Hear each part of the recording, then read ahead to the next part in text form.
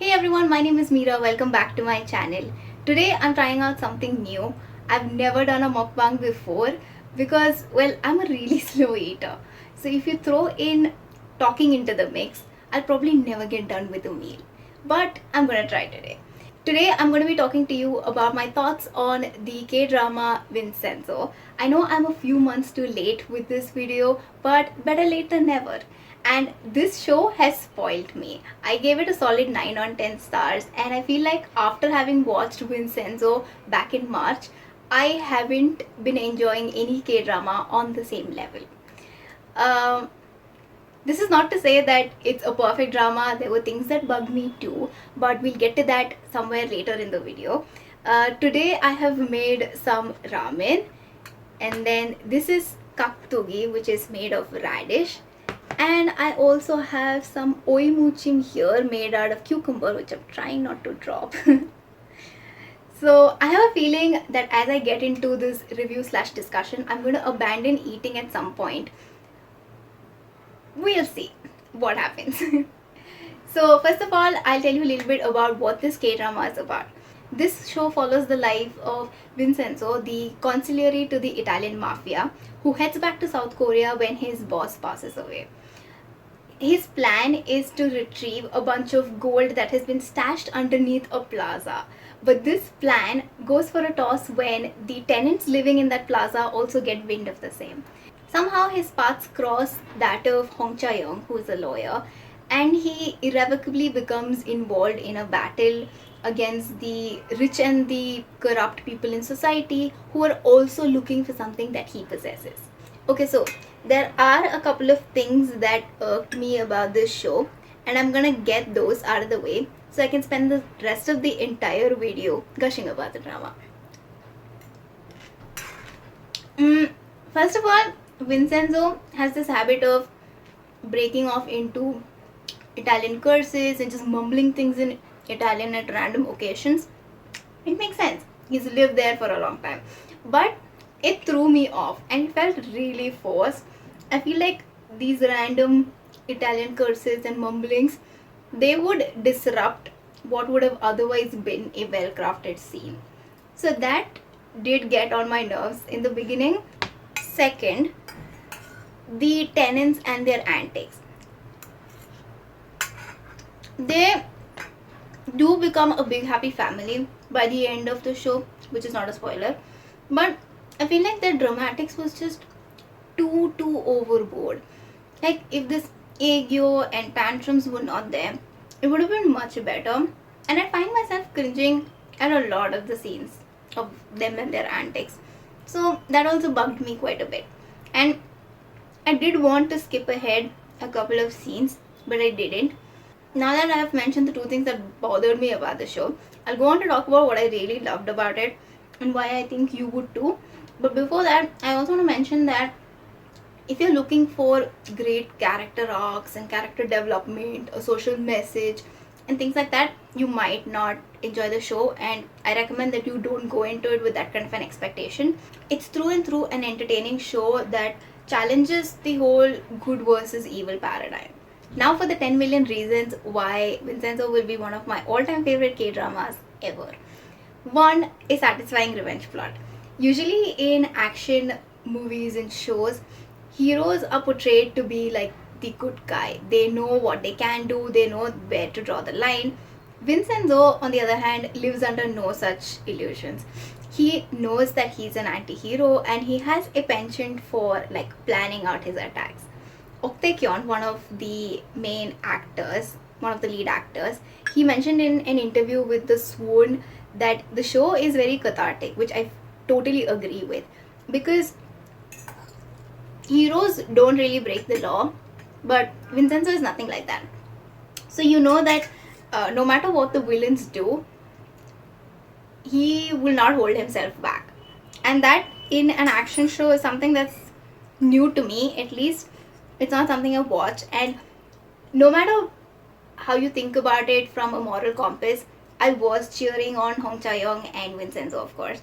Second, Hong Cha-young's character. This is my first time being introduced to Chon Yo Bin, and what an incredibly talented actress she is. She makes Hong Chae-young's character memorable throughout. Hong Chae-young is quirky and goofy and brave. Just like I found the tenant's antics to be over the top and exaggerated, Hong Chae-young makes all of it appear very, very endearing and humorous. In this show, there are a lot of morally grey characters, and Hong Chae-young is also one because from the beginning she works for the corrupt since they are influential and powerful. It's only when she loses a loved one that she decides to change tracks and set things right. There are many scenes where Chon Bin showcases her acting prowess. She knows how to lead a scene. She has that magnetic pull to her which like instantly brightens up the room that she is in. And even throughout the battle for justice where a lot of times things got difficult and tough, she would retain that playful nature to her. And that's something that's really commendable, something that's always pleasant to watch in a character. The third reason is the villains. There is a twist in the fourth episode that blew my mind. I honestly did not see that coming at all. Don't worry, I'm not getting into any spoilers. Two of the main villains in this show, their acting is so splendid. I have never been this impressed with actors who've played villainous characters before. The thing is that what's interesting to notice is that in this show, they don't really go into the backstory of these two main villains. So there's nothing to really justify their actions or maybe even draw the viewer's empathy for them. They are what they are. And that raw portrayal of human ambition and greed, it's very well executed. They're definitely two of the best antagonistic characters I have ever seen. They're just so convincing in bringing their characters to life that you can't help but marvel at their acting.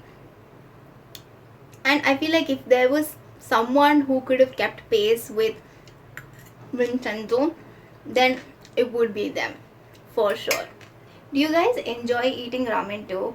Like noodles are my go-to food. I love them so much. I can eat them for any meal, like whether it's breakfast, lunch, dinner, snacks. Create more meals just so that we can have noodles, whatever it is.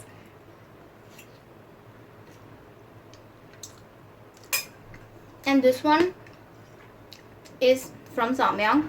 It's the cheese buldak ramen and it's really good. If you enjoy spicy food, you must try this. Well, it's not that spicy. It's tolerable spicy. Okay, the fourth reason is the portrayal of Vincenzo.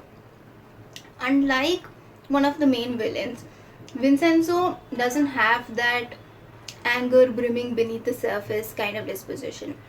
He's observant, composed, always in his element, one step ahead of all the villains, which seems difficult, but he very effortlessly does it. Song Joong Ki brings in that charisma, that self-assured persona very well. In fact, now that I've watched the show, I don't know who could have played Vincenzo any better. There were times when I wished that he would stop beating around the bush and just claim the gold because there were so many missed opportunities. His motivations don't really change over the course of the show. He knows what he wants and he won't stop until he gets it. It's just that as he meets more characters, he also begins to connect with some of them and help them in many different ways. It wouldn't be far-fetched to say that Hong Chae-young and Vincenzo's characters are so pivotal to the show and they drive the entire plot forward. While from his actions and his persona, you get the sense that he is a very dangerous person. After all, he has worked with the Italian mafia. But there are also moments wherein he shows the vulnerable side to him. And that combined with Hong Chae-young's bubbly self, they're just two of the best lead actors ever. I would love to watch more shows and more movies wherein they start together. Which brings me to my next reason, the Chasenzo camaraderie. There is a little bit of assessing each other that goes on in the beginning. They're trying to like feel each other out, whether they would work well together or not, but they soon fall into a very easygoing partnership, and that's very heartening to watch.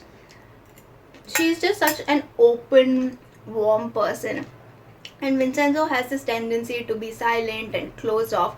Not your typical brooding male character, mind you. It's not brooding, it's just he's reserved. That's who Vincenzo is. So both of these personalities, they just work so well together. And there are a lot of banters between them, which was epic to watch. With the comfort that they develop in each other's company, there's also at some point in time an attraction that begins to brew, which is understandable because of how well they gel. How well they gel. Okay. And what I really liked about the show is that it doesn't overemphasize the romantic aspect of their bond, because a lot of K-dramas tend to be about romantic relationships, and here, even though you can make out that they have some kind of feelings for each other, the show really shows you that their partnership, their friendship is also something that's very beautiful. Together they do kick ass, and that adds a lot of excitement to the drama. Hong Chae-young is someone who's initially a little hesitant about the extent of Vincenzo's retaliation, but he soon explains to her and convinces her that when you're dealing with the kind of people that they are, it's either go big or go home. And that makes up her mind. So then she joins in the fun too. The ending couldn't have been any more perfect. It's also quite unlike the cliched or tropey endings that a lot of shows tend to have. This is nothing like it. And I feel like it also sets the foundation for a potential season 2, which I'm hoping and praying for from the bottom of my heart. To all the K-drama gods out there, please let there be a season 2 to Vincenzo. That would just be perfect. And the last reason is Chang Eun-so's character. I can't have a discussion video, a review video on Vincenzo without mentioning Chang Eun-so. His character, played by Kwak Dong-yeon, is one that grows on you slowly. Unlike Vincenzo and the other main villains, whose true nature is crucial to the narrative, Chang Eun-so's eventual character development also comes to play a very important part in the show.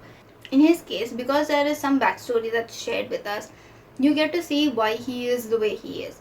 He's had a difficult childhood, and his journey makes you feel bad for him. So at one point onwards, I started wishing that good things would happen for him.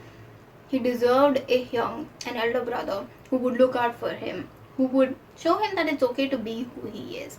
Kwak Tae-young has done such a wonderful job with his character that I'm definitely going to be watching more shows and movies that he acts in. And I recommend that you look out for his character in this drama. It's something definitely worth noting.